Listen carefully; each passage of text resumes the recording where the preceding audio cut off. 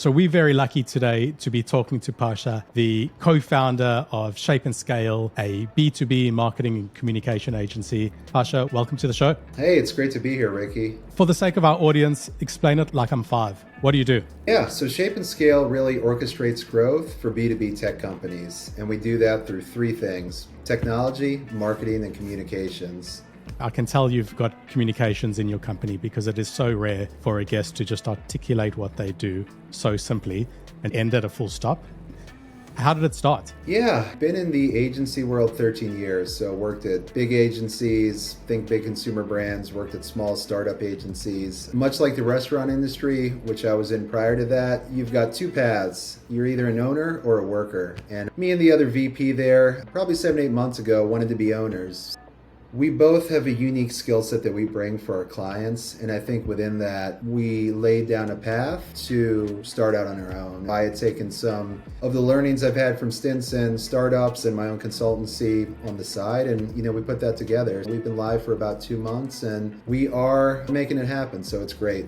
Amazing. Now, you mentioned being in this industry for a long time. What was some of the advice that you were given when you were starting out that really stuck with you? And now that you've reached this point in your career, would you give that same advice? So this is funny. I see it as a trick question, but to be honest, when I was starting out, I didn't really get any advice. I went from being a 28-year-old bartender to being right into the hot seat of project management, account management. Didn't really have time for a mentor. And in that, it made me be very self-reliant.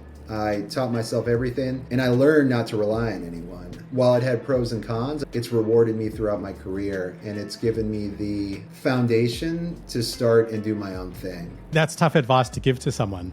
Be the solo pioneer. But at the same time, there is a really important lesson there for people starting out. Yeah, for people starting out, my advice would be not to necessarily do what I did. I would say 2008 is a lot different from 2022. I've got friends now in Australia, India, across the world. You can find mentors. Really, it's as easy as going into a Slack community. I think when I was coming up, it was more of that face-to-face. And when you're a fish out of water, entering this industry, you're a little bit older, you don't feel as connected. So for somebody starting out, I would say do the opposite of what I did and get involved in communities, get involved as much as you can, not only to grow your skill set, but to find somebody to give you the advice I didn't get.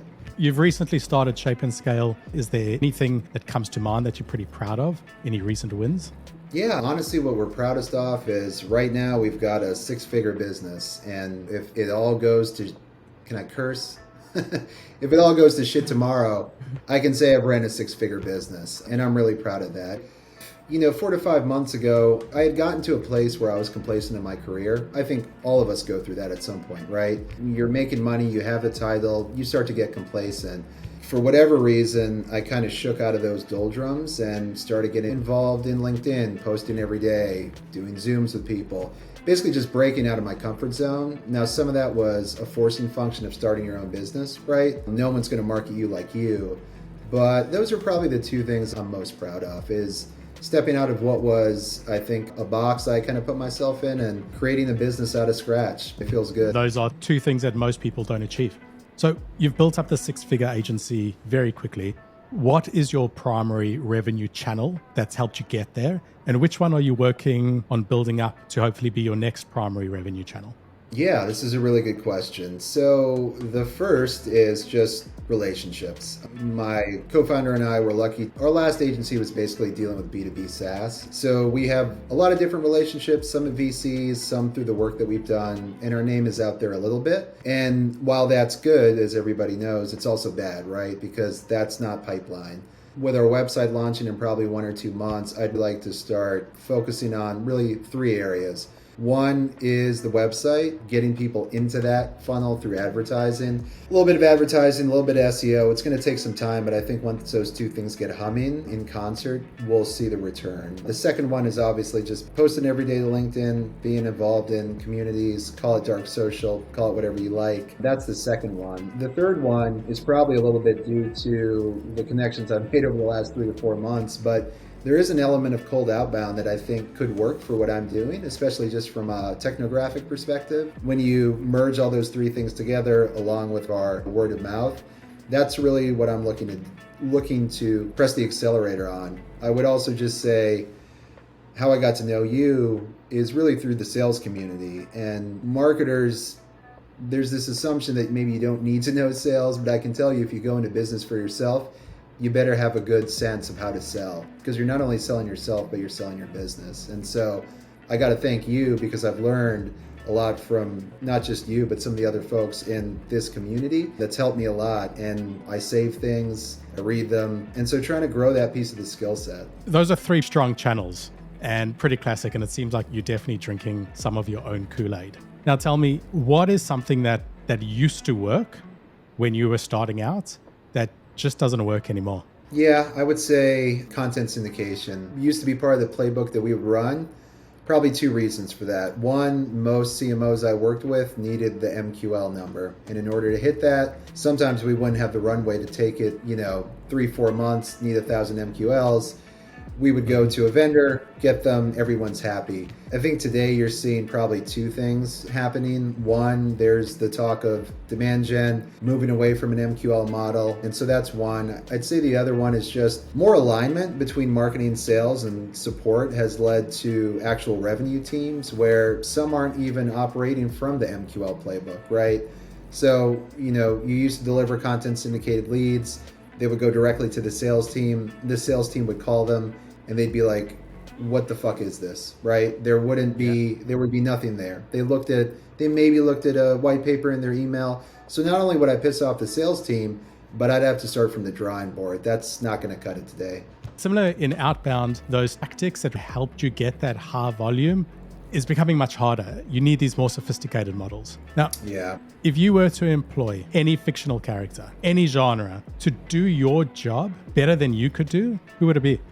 Marty Bird from Ozark. This is an easy one. There's so many reasons, but I think all sales and marketing professionals know this is a very, very high pressure industry. And so having somebody that can think on their feet and stay calm in situations where it might otherwise not be is something that you could swap me out with him and I just know he would get the job done, right?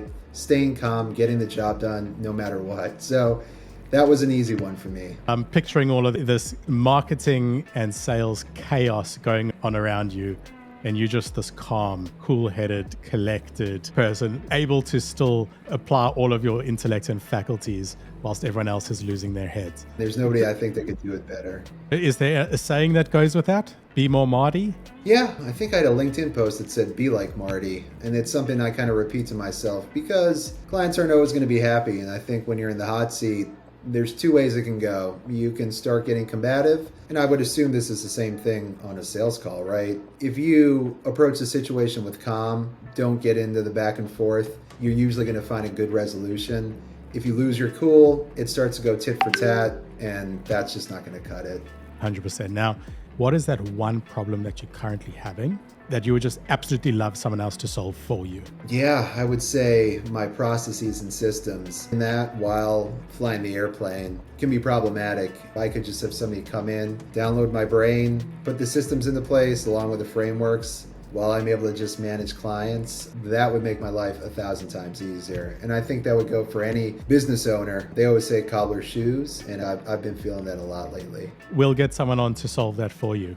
What is the symptom that a business owner or a revenue leader or a marketing leader should see within their business and recognize that symptom as a sign of, I need to call Shape and Scale now?